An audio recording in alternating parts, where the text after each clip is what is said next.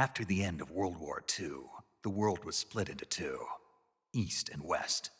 This marked the beginning of the era called the Cold War.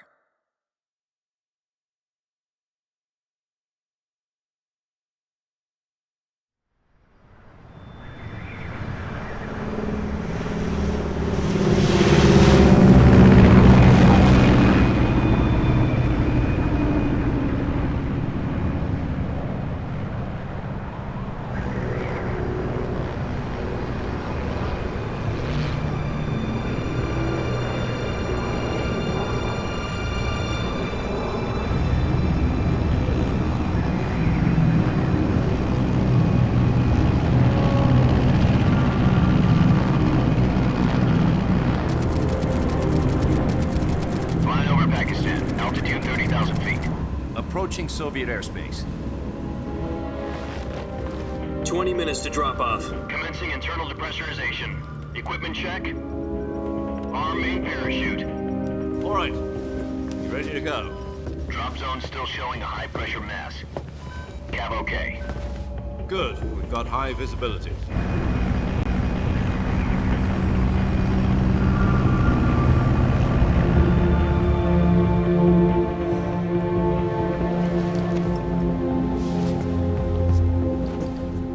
Cigar. Connecting oxygen hose to interior connector.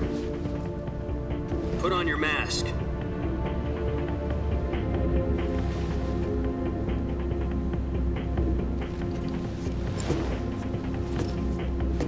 Does this panty waste know what he's doing? Approaching release point. 10 minutes to drop off. Hey, are you deaf? He said put out the cigar and put on your mask.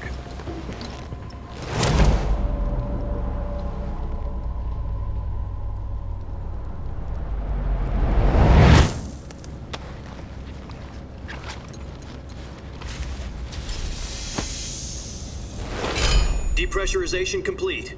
Checking oxygen supply. 6 minutes to drop off. Opening rear hatch.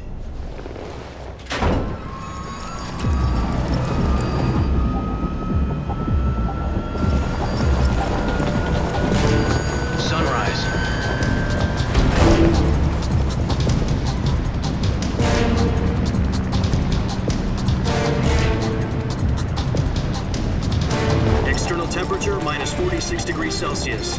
2 minutes to drop off. Stand up. You'll be falling at 130 miles per hour. Try not to get frostbite from the wind chill. 1 minute to drop off. Move to the rear. Activate the yellow bottle. This is one for the history books. The world's first halo jump. 10 seconds to drop off. Stand by. Status okay, all green. Prepare for drop-off. Countdown. 5, 4, 3, 2, 1. Spread your wings And fly. God be with you.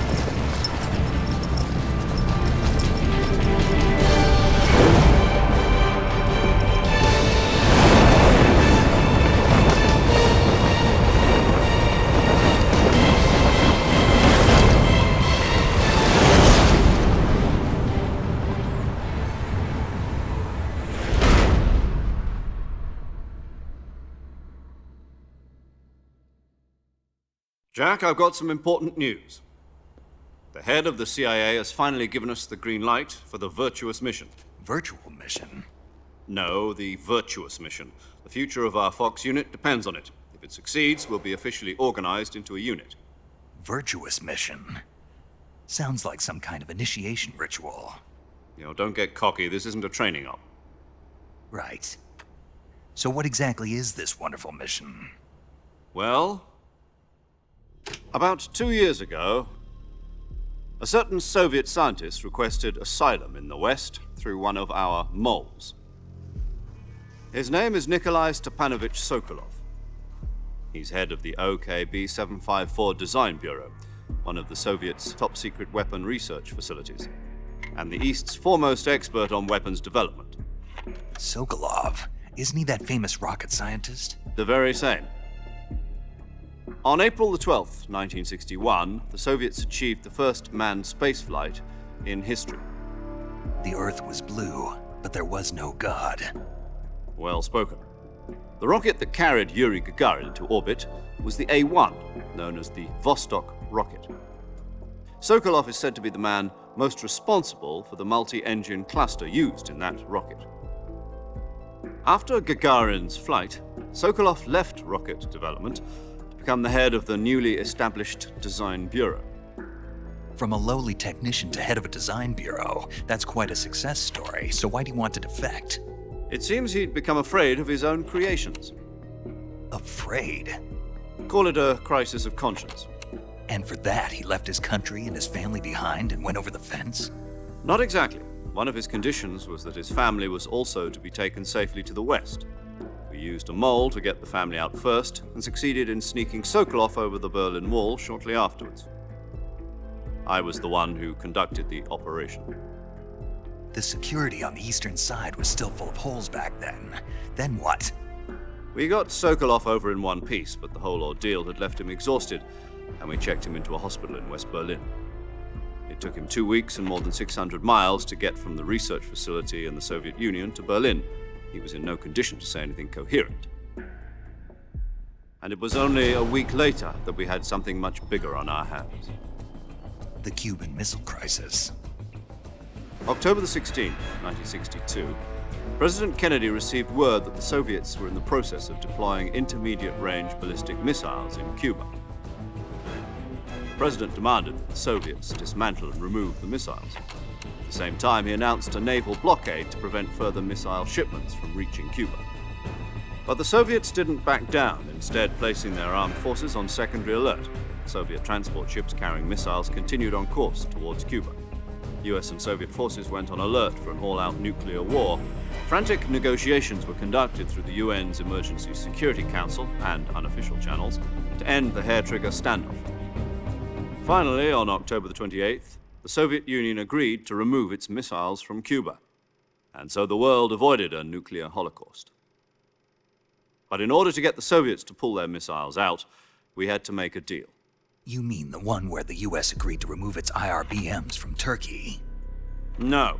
The Jupiter IRBMs deployed in Turkey were obsolete, and we were going to get rid of them anyway.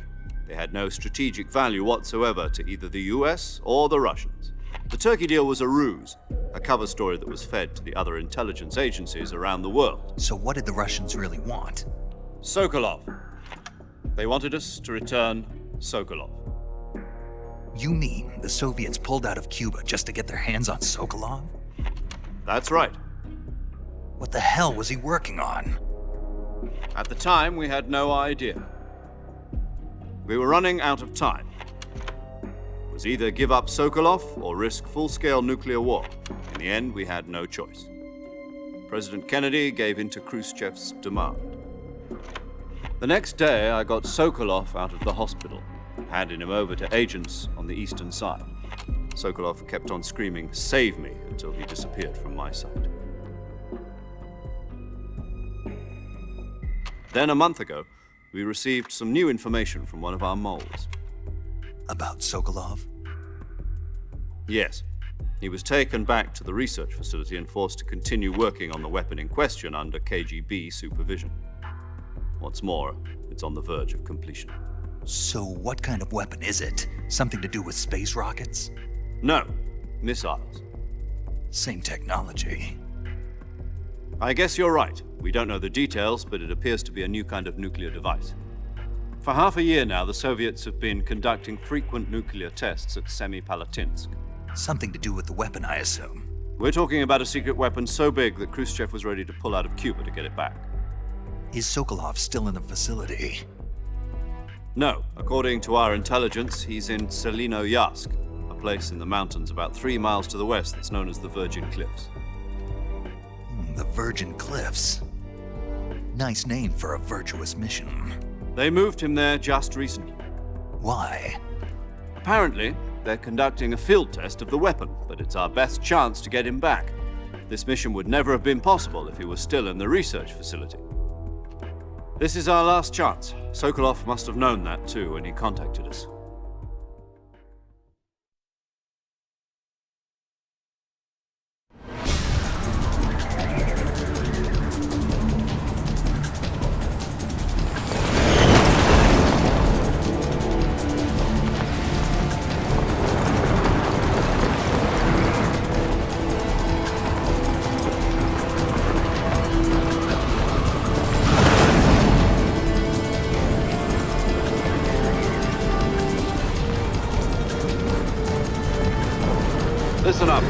Your mission is to infiltrate Selino-Yarsk in the Soviet mountains, ensure the safety of Sokolov, and bring him back to the west.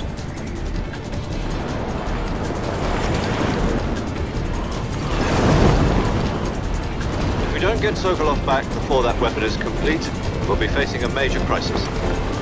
The clock is ticking.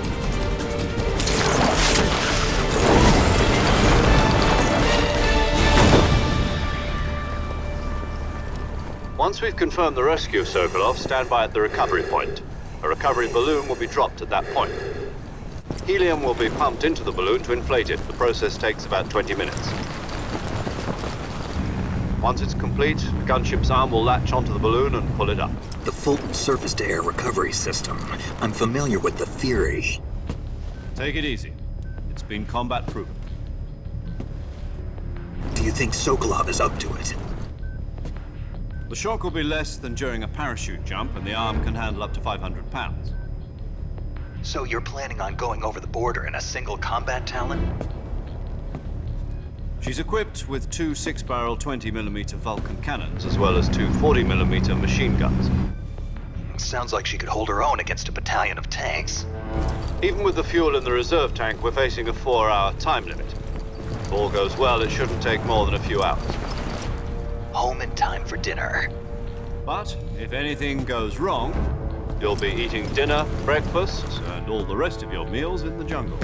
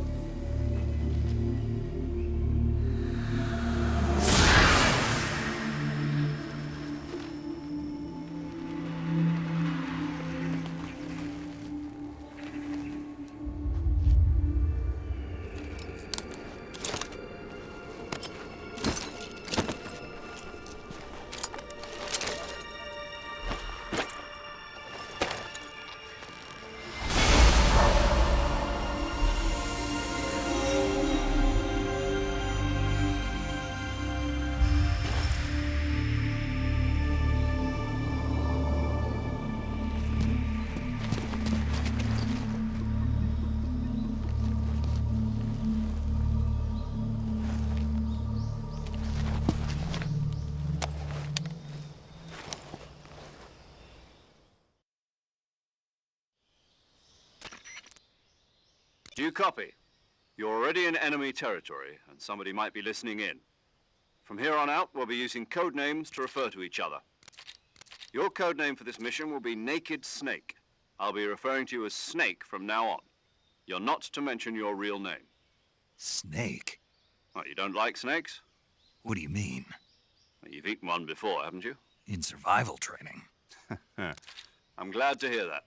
I don't know if I'd ever order one in a restaurant, but... Be careful, you might not have a choice. What about you, Major? What should I call you? Let's see. I'll be Tom. Call me Major Tom. This will be a sneaking mission. You must not be seen by the enemy. You must leave no trace of your presence. Is that clear?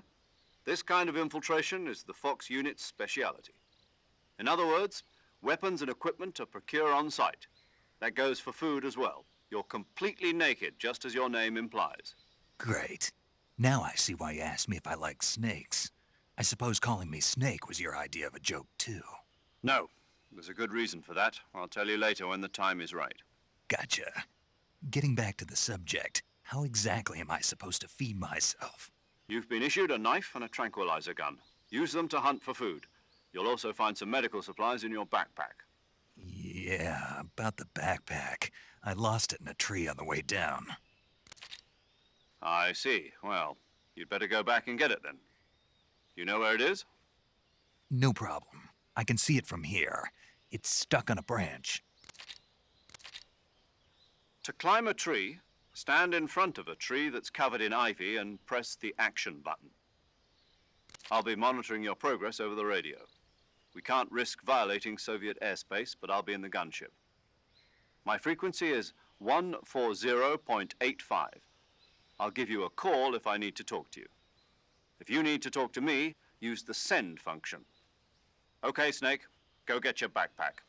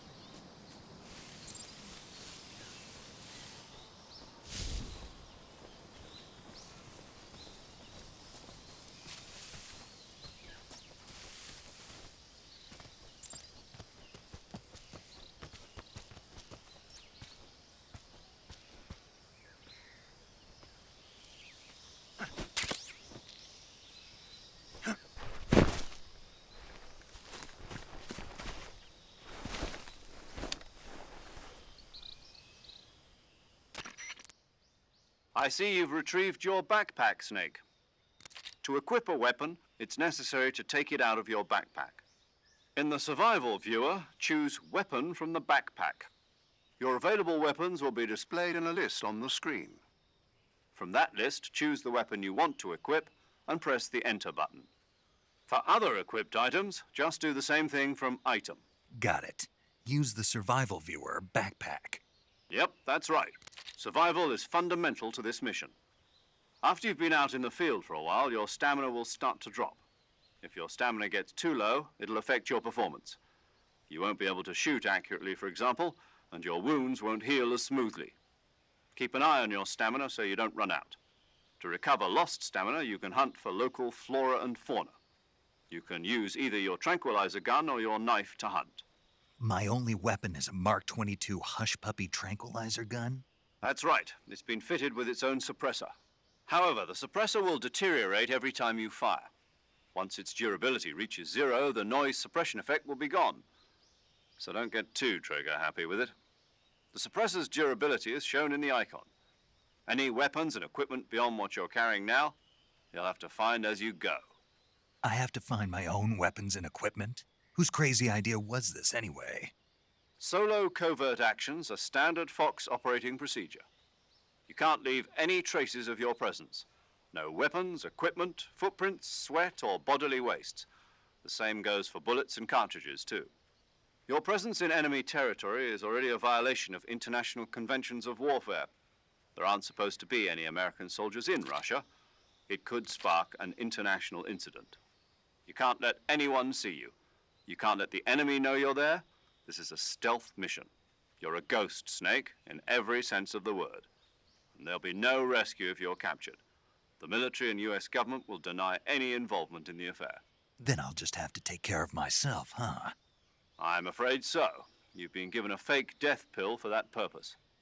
SAS guidelines stipulate that soldiers on covert ops like this one be issued a potassium cyanide capsule.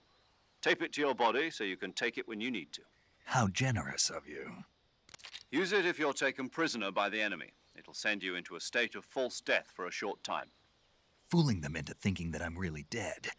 So, how do I come back to life? Just take the revival pill. You mean that thing they put in my tooth before the mission?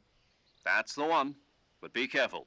If you remain in a state of false death for too long, nothing will be able to bring you back. Remember that. I'll keep it in mind. You said this was a solo mission, right? Right. I guess that means I can't count on any reinforcements. Correct. The mission rests entirely in your hands. A real one-man army. Relax. There's a support team ready to back you up over the radio. Who? I'll introduce them to you. This time, survival is of utmost importance. The first member of the support team will be in charge of monitoring your physical condition, acting as a medic, so to speak, as well as recording your mission data. She's a member of Fox as well, and she's here on the gunship with me. She? Hello, Snake. I'm paramedic. Nice to meet you. Paramedic. As in a medic who comes in by parachute. Aren't you going to tell me your real name? Are you going to tell me yours, Mr. Snake? My name, huh? It's John Doe. And they call you Jack for short. You're a regular Captain Nemo. A name means nothing on the battlefield. After a week, no one has a name. What's your name? Jane Doe. Very funny. I wasn't joking, but I'll tell you my name only if you manage to make it back alive. My frequency is 145.73. She's also in charge of recording your mission data. Whenever you want to save, send a message over the reserved save frequency, 140.96. So saving lets me record my mission data. That's right. It also records the state of your health. Good to know. There's one more person I want to introduce you to, Snake. Huh? Speaking of snakes, you remember the boss, don't you? A legendary soldier and your mentor. Actually, it was the boss that got the DCI's authorization in the first place. She's going to be serving as Fox's mission advisor. The boss is? She also helped me plan this mission. She and I were at SAS together. Jack, is that you? How many years has it been? Boss? That's right. It's me. Oh. Talk to me. Let me hear your voice. It's been 5 years, 72 days, and 18 hours. You've lost weight. You can tell just by the sound of my voice. Of course I can. I know all about you. Really? Well, I don't know anything about you. What's that supposed to mean? Why'd you disappear on me all of a sudden? I was on a top-secret mission. You didn't need me anymore. But there were still so many things I wanted you to teach me. No, I taught you everything you needed to know about fighting techniques. I taught you all I could. The rest you needed to learn on your own. Techniques, sure. But what about how to think like a soldier? How to think like a soldier? I can't teach you that. A soldier needs to be strong in spirit, body, and technique. And the only thing you can learn from someone else is technique. In fact, technique doesn't even matter. What's most important is spirit. Spirit and body are like two sides of a single coin. They're the same thing. I can't teach you how to think. You'll just have to figure it out for yourself. Listen to me, Jack. Just because soldiers are on the same side right now doesn't mean they always will be. Having personal feelings about your comrades is one of the worst sins you can commit. Politics determine who you face on the battlefield. And politics are a living thing. They change along with the times. Yesterday's good might be tomorrow's evil. Is that why you abandoned me? No, it had nothing to do with you. I already told you, Jack. I was on a top-secret mission. A soldier has to follow whatever orders he's given. It's not his place to question why. But you're looking for a reason to fight. You're a natural-born fighter, but you're not quite a soldier. A soldier is a political tool, nothing more. That's doubly true if he's a career soldier. Right and wrong have no place in his mission. He has no enemies and no friends. Only the mission. You follow the orders you're given. That's what being a soldier is. I do whatever I have to get the job done. I don't think about politics. That's not the same thing. Sooner or later, your conscience is going to bother you. In the end, you have to choose whether you're going to live as a soldier or just another man with a gun. There's a saying in the Orient, loyalty to the end. Do you know what it means? Being patriotic. It means devoting yourself to your country. I follow the president and the top brass. I'm ready to die for them if necessary. The president and the top brass won't be there forever. Once their terms are up, others will take their place. I follow the will of the leader, no matter who's in charge. People aren't the ones who dictate the missions. Then who does? The times. People's values change over time, and so do the leaders of a country. So there's no such thing as an enemy in absolute terms. The enemies we fight are only enemies in relative terms, constantly changing with the times. As long as we have loyalty to the end, there's no point in believing in anything, even in those we love. And that's the way a soldier's supposed to think? The only thing we can believe in with absolute certainty is the mission, Jack. All right, but do me a favor. What is it? Call me Snake. Snake. Oh, right. Your code name is Snake. It suits you well. That's right. The legendary unit that the boss put together during World War II was a snake. The Cobra unit, a group of heroes that brought the war to an end and saved the world. As long as you've got a legendary hero backing you up, you'll be fine. Isn't that right, Snake? Yeah, I can't think of anyone else I'd rather have with me. Oh, and one more thing, boss. Yes? It's good to hear your voice again. Same here. After all, who knows if either of us will make it out alive? Snake, you are always best at urban warfare and infiltrating buildings. But this is the jungle. Survival is going to be key. Those CQC techniques I taught you are sure to come in handy. CQC? Close quarters combat, huh? I've been in the Green Berets for the past few years. I'm probably pretty rusty. Not to worry. I'll be here to help you remember. After all, this is your first actual survival mission. I'll be supporting you over the radio. Where are you, boss? Next to the Major?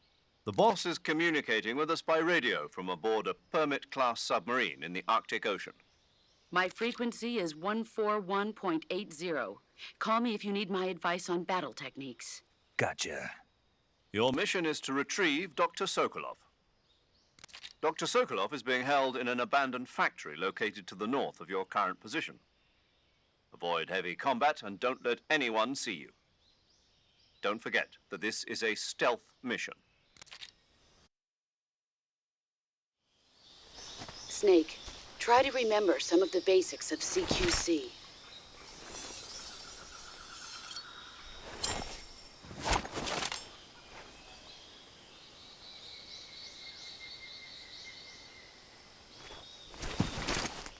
Commencing Virtuous mission now.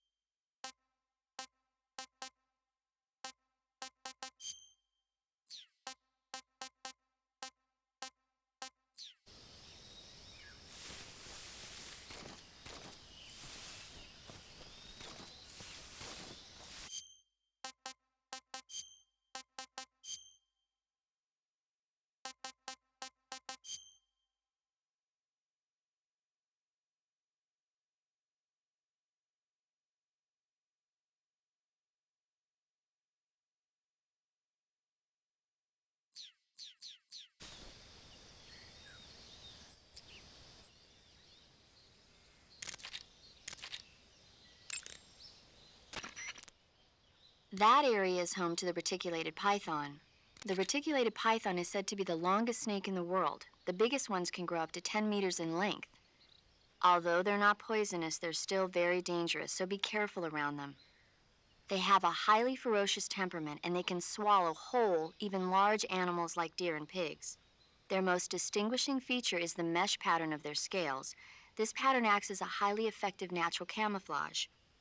If you think there might be a reticulated python about, pay close attention to your surroundings. Otherwise, you could get bitten before you even know it's there. It's a huge snake, but you should be able to capture it alive by using the tranquilizer gun.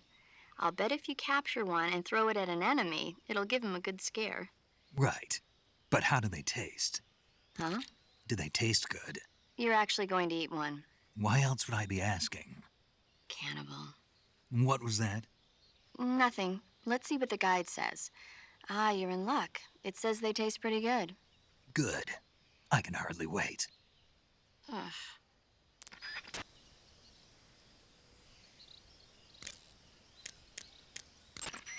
Saving the game, Snake?